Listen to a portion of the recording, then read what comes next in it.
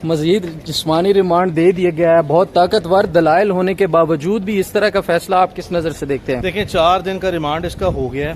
F I اے جو ہے وہ روٹین میں کارروائی کرتے ہوئے جواز یہ لے کے آئی ہے کہ جی چونکہ ہمیں تو کیس ابھی ٹرانسفر ہوا ہے. ایف آئی اے نے ایک مقدمہ وہ جو اسلام آباد پولیس کا مقدمہ تھا ایف آئی اے ٹرانسفر ہونے کے بعد اب ایک فریش ایف آئی آر دی ہے. یعنی کہ وہی ایف آئی آر جو پہلے پولیس کی تھی اس کو اب ایف آئی اے کی ایف آئی آر میں کنورٹ کر دیا گیا فارملی. ان کا کہنا یہ ہے کہ ہم نے عدالت میں صرف جو دلائل رکھے وہ یہ بتائے ہیں کہ جو بھی مٹیریل ایف آئی اے کے پاس ہے اس سب کا انالیسس کر لیا جائے تو کسی قسم کی کوئی کرمنل آفینس نہیں بنتا. عدالت جو ہے وہ روٹین میں اس کو اس طرح ٹریٹ کرتی ہے کہ چونکہ جی ابھی فرسٹ ڈے ہے اس ایجنسی کا, اگر پولیس ہوتی تو عدالت جو ہے وہ اس کو ڈفرینٹلی ٹریٹ کرتی, لیکن عدالت کے وزڈم میں چونکہ ایف آئی اے رہی ہے پہلے دن ابھی کسٹڈی دی ہے اور فرسٹ ٹائم پروڈیوس کیا ہے تو ان کو بھی ایک موقع جو ہے وہ دینا چاہیے کہ اگر یہ اپنی فیئر انویسٹیگیشن کے لیے according to the F I اے کچھ سامنے مواد لا سکتے ہیں تو وہ عدالت کے سامنے ایک موقع دیا گیا. آپ کو کیا لگتا ہے مزید ان کو اپنے پاس رکھنے کے لیے اس طرح کا حربہ اختیار کیا گیا کہ پہلے پولیس اپنا کام کرے گی اور اس کے بعد ایف آئی اے کو ایک فرضی سی درخواست دے کر ان کے حوالے کر دیا گیا؟ آپ نے بڑا اچھا سوال کیا. دیکھیں ہمیں یاد رکھنا ہوگا کہ 5 دن پہلے جمیل فاروقی کو کراچی سے اریسٹ کیا گیا اور 5 دن میں آج عدالتی کارروائی میں ہم چوتھے آنریبل جج کے سامنے یہ کیس لڑا جا رہا ہے. عام حالات میں ایسے مقدمات میں چلے کراچی کی حد تک جو ٹرانزٹری ریمانڈ ہوا وہ سمجھ آتا ہے, لیکن اس کے بعد صرف 3 دن کے پیریڈ میں لاسٹ 4 ڈیز میں ہمیں 3rd جج کے سامنے وہ پیش ہونا پڑ رہا ہے. اس کو میں ہمیشہ جو ہے وہ اس طرح ایک ٹرم ہے ایڈمنسٹریٹو مینوپولیشن. آپ نے بڑا اچھا سوال کیا کہ ایڈمنسٹریٹو مینوپولیشن جو ہے وہ اسلام آباد پولیس اور اب ایف آئی اے جو ہے وہ اس کی طرف ہمیشہ جو ہے وہ بڑھ رہے ہیں, اسی کی طرف یہ قدم لیتے ہیں اور یہ صرف اور صرف پرپز ایک ہی ہے. ریسٹ شور میں آپ کو بتاتا چلوں کہ اس کیس میں جمیل فاروقی کے لیے ریلیف عدالت سے لازمی ملنا ہے. یہ وہ کیس ہی نہیں ہے جس نے آگے چلنا ہے یا بڑھنا ہے, لیکن یہ انتظامی بہانے بنا کے کہ دیکھیں جی کیس ہمارے پاس پہلی مرتبہ آیا, دیکھیں ہم نے ایک اور جرم آزاد کر دیا, دیکھیں تفتیش کیا ایک کے بعد دوسرا آفینس, دوسرے کے بعد چوتھا آفینس, یہ بار بار چیزیں جو سامنے لا کے اسی کو کہتے ہیں administrative manipulation and administrative management, جو کہ اپنی اتھارٹی کو انفیئرلی ایکسرسائز کرتے ہوئے اور اپنے مینڈیٹ سے ایکسیڈ کرتے ہوئے. ہم اس کو قانونی طور پہ کہہ سکتے ہیں کہ غیر قانونی ہتھ کنڈے استعمال کیے جا رہے ہیں, قانون کا غلط استعمال. جی یہ بالکل درست ٹرم ہے کہ یہ ابیوز آف اتھارٹی کی جا رہی ہے. اپنا جو پولیس کا مینڈیٹ ہے اس کو کلرفل وے میں ایکسرسائز کیا جا رہا ہے اور اسی میں اب جو سا ہے اسلام آباد پولیس کی جو کریڈیبلٹی ہے that is last for ever. وہ کمپرومائز ہو چکی ہے, وہ اپنی انٹیگریٹی ایز این انسٹیٹیوشن اور جو ڈگنیٹی ہے they have completely last it, وہ ریکور نہیں ہو سکے گی کبھی.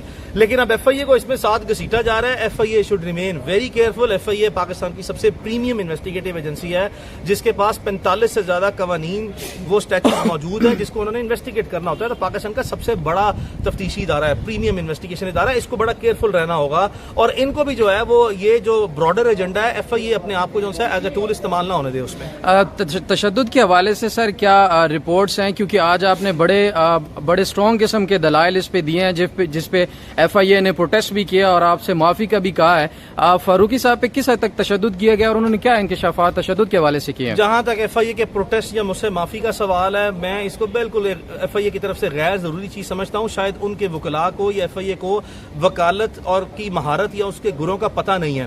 میں نے عدالت میں صرف ایک محاورہ جو سا ہے وہ بولا کہ اگر میں کسی ایف آئی اے کے اہلکار کو یہاں پر ننگا کر دوں تو, ابھی میں تو تک پہنچا تھا کہ اسٹریٹ اوے جو ہے وہ جو میں نے لیگل ٹیکٹک اور ٹرک جو ہے پلے کیا تھا وہ سامنے آ گیا, وہ ایموشنل ہو گئے. تو عدالت نے کہا جی چلیں آپ اس کو فردر جو ہے دوسرے الفاظ میں پٹ کر دیں.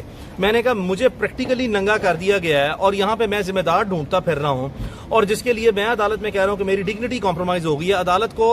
عدالت کے اندر جو سا ایف آئی اے کا پروٹیسٹ جو سا ہے وہ اس حد تک اپنا تصور بھی کیا جائے, اگر تصور بھی کیا جائے کہ میں نے کہا کہ میں ایف آئی اے کو یہاں پہ ننگا کر دوں تو کتنی ناگوار بات گزری ہے.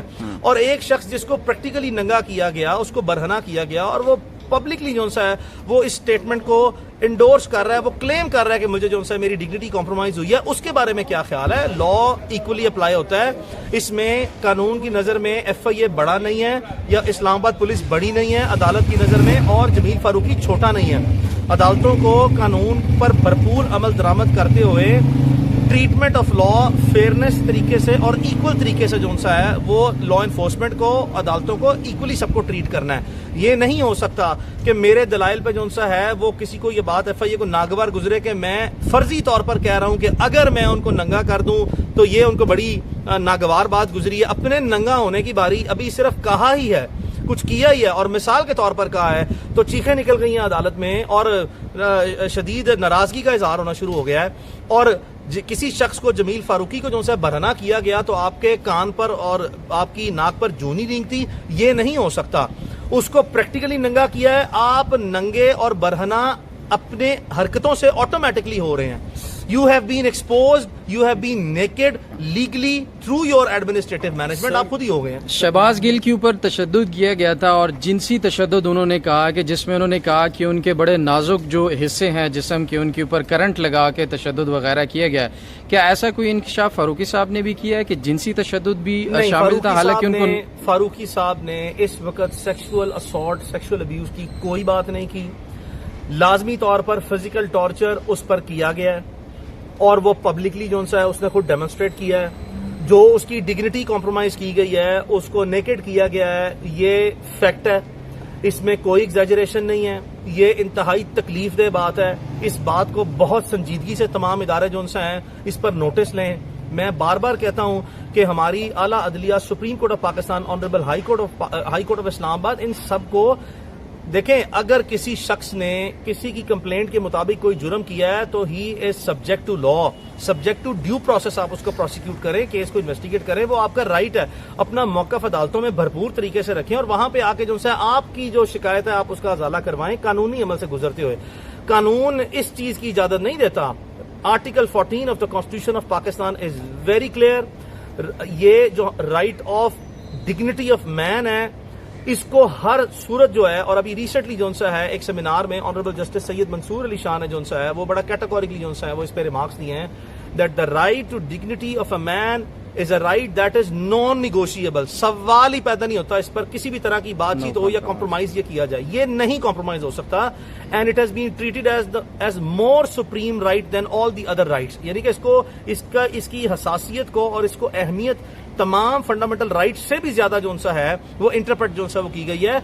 इन्हीं चीजों को अदालतों को सामने रखना है। बदकिस्मती से कहना पड़ता है कि अदालतों के सामने बार बार ये दलाइल दिए जाते हैं और अदालतें भी जो सा है इस पे कोई स्ट्रक्चर पास नहीं करती, कोई क्वेश्चन नहीं करती इदारों को कि आप ये ना करें। ये अदालतों का फर्ज है।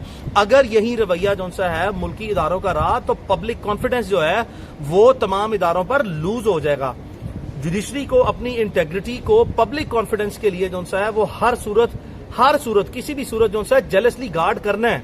और वो पब्लिक कॉन्फिडेंस जो है वो अदालतों के अलावा पाकिस्तान में शायद ही इंसाफ के लिए कोई ऐसा इदारा हो जिस पर वो एतमाद करती है। अवाम सिर्फ और सिर्फ अदलिया पर एतमाद करती है। और मुझे यकीन है कि लाजमी तौर पर हमें जल्द अज जल्द जो सा इस केस से इंसाफ मिलेगा। अभी तो केस के मेरिट्स आज तक जितने मैंने डिस्कस किए हैं, प्लीडिंग की है, उसको अदालतें जो सा है वो ब्रश असाइड करते हुए सिर्फ टेक्निकलिटीज और लीगैलिटीज को, एडमिनिस्ट्रेटिव टेक्निकलिटीज और लीगैलिटीज को मद्देनजर रखते हुए जो सा है वो रूटीन में ऑर्डर पास कर रहे हैं, जिसको हम बड़ा रूटीन ऑर्डर जो सा समझते हैं। मेरिट्स पर कि कौन ठीक कह रहा है, कितना ठीक कह रहा है, क्या ठीक कह रहा है, उस पर कोई अभी तक जितनी दलीलें अदालत में दी गई हैं उस पर कोई डिटेल स्ट्रक्चर, कोई रिटन ऑर्डर जो सा है कि क्या चीज ठीक है और क्या चीज गलत है, वो तफसीलात सामने नहीं आ रही। उम्मीद है जो सा है कि जब केस के मेरिट्स पर अदालतें केस कंसिडर करेंगी तो उसमें इंशाल्लाह हमारे ही मेरिट्स जो है वो प्रीवेल करेंगे। जो लूप्स हैं कवानीन के अंदर, आप समझते हैं उनमें अमेंडमेंट्स होनी चाहिए और ये लूप्स जो हैं ये खत्म होने चाहिए ताकि एक वाजे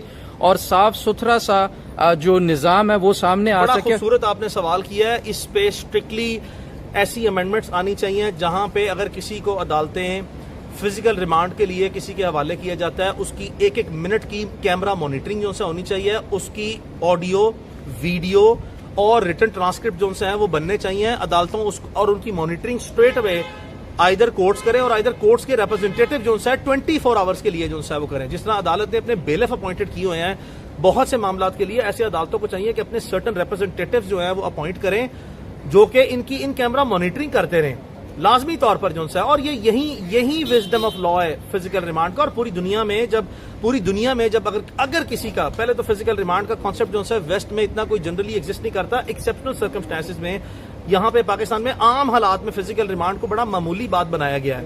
تفتیش کرنے کے لیے انسان کا جسم بڑے مخصوص حالات میں بڑے ایکسیپشنل سرکمسٹانسز میں ریکوائرڈ ہوتا ہے. روٹینلی ریمانڈ نہیں دیا جاتا, مکینیکلی یا ایز اے پوسٹ آفس عدالتیں اس کو نہیں دیتی, ٹریٹ کیا نہیں چاہیے. اور میں جمیل فاروقی کے کیس میں بھی جو سا یہ بار بار عدالت میں کہہ رہا ہوں کہ اتنا کیجول ٹریٹمنٹ نہیں ہے.